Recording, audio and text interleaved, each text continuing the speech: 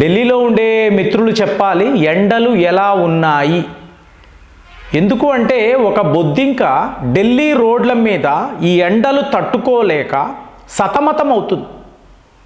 మీకు చేతిలో అంబేద్కర్ గారి బుక్ చూడండి, పర్ఫెక్ట్ ప్లాన్తో ఈ బొద్దింక వచ్చింది. కానీ రావడము ఈ ఎండలు కదండి. ఇప్పుడు మీ పోరాటాలు, మీ ఆవేశాలు, మీ నిరసనలు అంతా వేరు. ముందు మీరు ఎండల్ని తట్టుకోవాలి కదా. సో ఇప్పుడు ఈ బొద్దింక ఏమైంది, ఎండ అర్థం కాలేదు.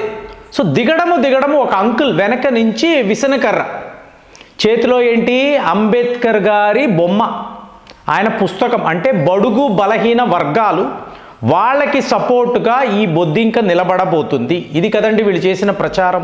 కానీ వెనుక ఒక అంకుల్ డీహైడ్రేట్ అయిపోయింది బొద్దింకకి అని చెప్పి ఆయన విసురుతున్నారు. ఇంకొక వైపు చూసారనుకోండి, కోల్డ్ కాఫీ తాగండి, అర్జెంటుగా తాగండి. జనాలేమో అక్కడ ఎండల్లో నిలబడి నానా యాతనలు పడుతున్నారు. మీకు ఇక్కడ ఈ కాక్రోచ్కి కోల్డ్ కాఫీ. ఇప్పుడు మా మిత్రుడు ఒక అతను యుఎస్ నుంచి వచ్చాడు, నన్ను పికప్ చేసుకుంటా అంటే స్కూల్ టైం నుంచి ఫ్రెండ్ అండి. పికప్ చేసుకుంటావా అని అడిగాడు, వెళ్ళాను. బయటికి రావడము బాబు ఈ ఎండలు ఏంటి, ఎలా బతుకుతున్నారు అని అడిగాడు. ఈ దేశంలో మీరు ఎలా బతుకుతున్నారు.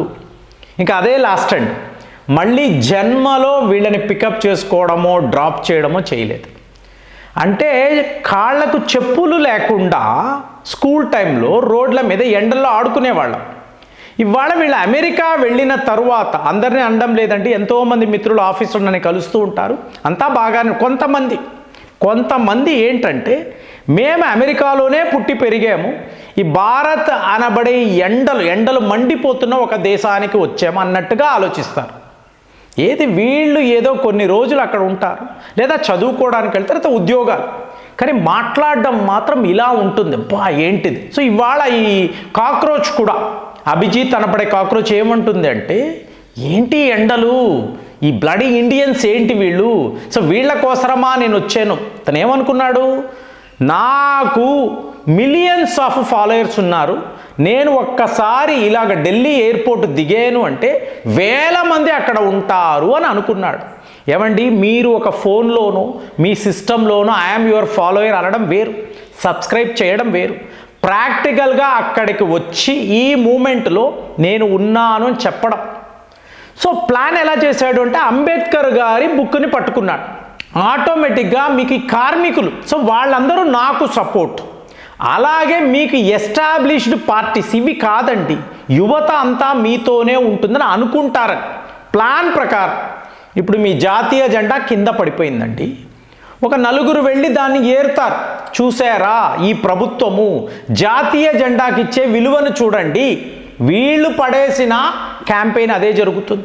అంబేద్కర్ ఫోటోను మీరు పెట్టుకున్నారు అనుకోండి, ఆటోమేటిక్గా అందరూ కూడా ఏంటి, ఆ ఎస్సీలు ఎస్టీలు, ఈ బడుగు బలహీన వర్గాలు, వీళ్ళ నాయకుడు, వీళ్ళ లీడర్ ఏంటి, ఆయన ఫోటోను చూపిస్తే అంతే తప్ప మీరు రియల్గా ఏం చేస్తున్నారు.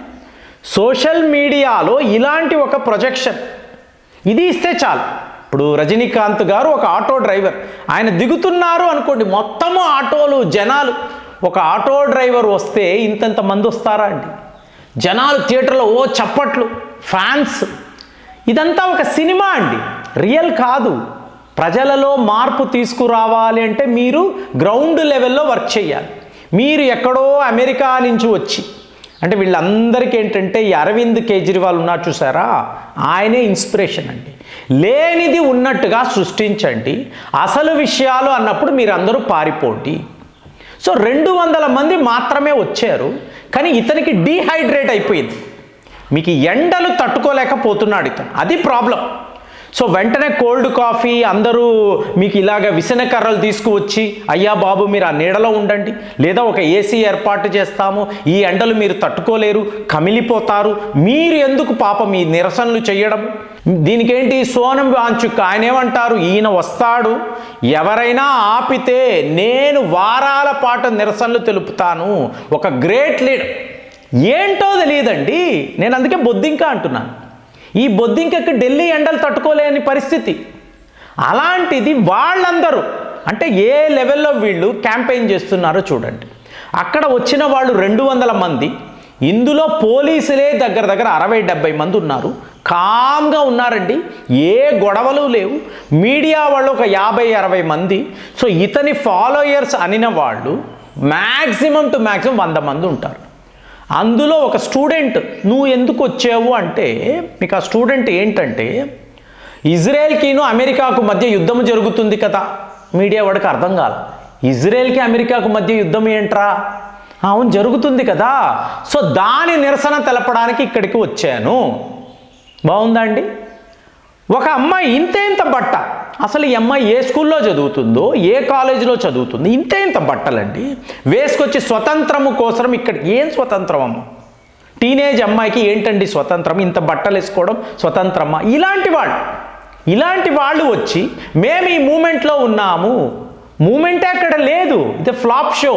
100 మంది కూడా లేనప్పుడు ఇతను ఏమనుకున్నాడు, ఆన్లైన్లో సోషల్ మీడియాలో ఇలా అందరూ చేస్తారు కదండి, మీకు నాకు కూడా ఫాలోయర్స్ ఉంటారు కదా, లక్షల్లో ఉంటారు కదా, ఉంటే అయిపోయిందా?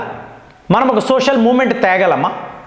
ఇక్కడ వీళ్ళు ఎంత బాగా చేశారంటే, పోలీసుల దగ్గర మనం పర్మిషన్ తీసుకోవాలి, వాళ్ళు అస్సలు ఒప్పుకోరండి. ఇది చాలా పెద్ద గొడవలు అవుతాయి. అన్నీ అన్నారు, పోలీసులు పిలిచారు, ఏంటి బాబు మీటింగ్ పెడతావు పెట్టుకో, జంతర్ మంతర్లో పెట్టుకుంటావు పెట్టుకో, ఏ ప్రాబ్లము లేదు. ఇది ఒక డెమోక్రటిక్ కంట్రీ, ఇక్కడ నీకు ఎలాంటి ప్రాబ్లము లేదు అంటే ఆశ్చర్యపోయాడు. అంటే ఎక్కడ మనం గొడవలు చెయ్యాలి ఎదురు చూడ్డం, గొడవలే జరగడం లేదు కదా.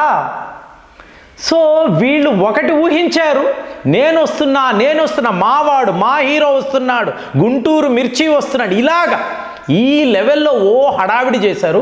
అక్కడ ఏమీ లేదండి. ఇదంతా ఎందుకు మనం మాట్లాడాలి అంటే, మీరు అపోజ్ చెయ్యండి.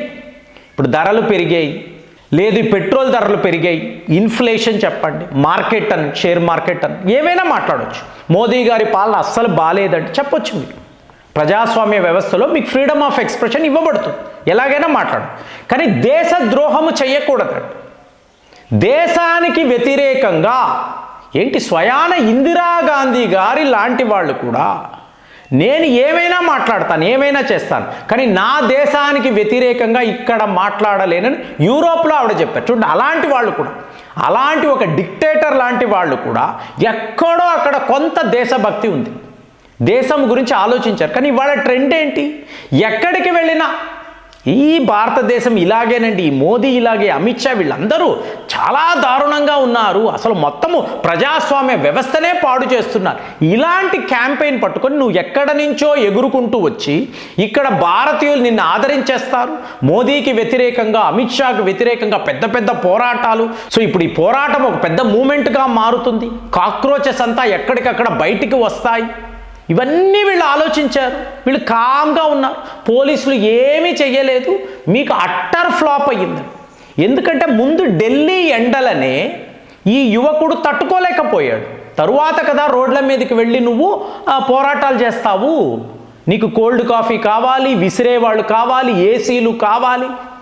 ఈ ఎండలేంటి, అసలు ఈ దేశం ఏంటి, ఇక్కడికి ఎందుకురా వచ్చాను బాబు అనుకుని నువ్వు, అంటే ప్రతిదీ స్వార్థమే. నీకు ఏం కావాలో ఇక్కడ దొరికేస్తుంది, నన్ను ఒక గొప్ప నాయకుడిలా చూసేస్తారు, ఐఎమ్ ఏ గ్రేట్ లీడర్. ఏంటి, ఓన్లీ నీ ఫోన్లలో ల్యాప్టాప్లోనే మీరు నాయకులు. మీరు ఎదగాలి అంటే భూమి మీదకి రావాలి, గ్రౌండ్ మీదకి వచ్చి నీకు ఇష్యూ ఉండాలి, కరెక్ట్ అయిన ఇష్యూ ఉండాలి, దాని మీద నువ్వు ఫైట్ చెయ్యాలి. అలాంటిది ఏమైనా ఉందా? ఇప్పుడు శౌర్య అని ఒక పేరు పెట్టుకున్నారండి, గొప్పగా అనిపిస్తుంది కదా.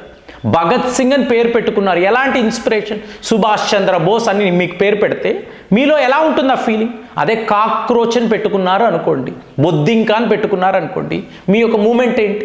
అదే జరిగింది. సీరియస్నెస్ లేదు, దేశాన్ని ఉద్ధరించాలన్న ఆలోచన లేదు, యువతను మోటివేట్ చేయాలని లేదు. జస్ట్ నా ఫాలోయర్స్ వచ్చేయండి, మనము హడావిడి చేసేద్దాం. సో జంతర్ మంతర్లో ఇదే జరిగింది.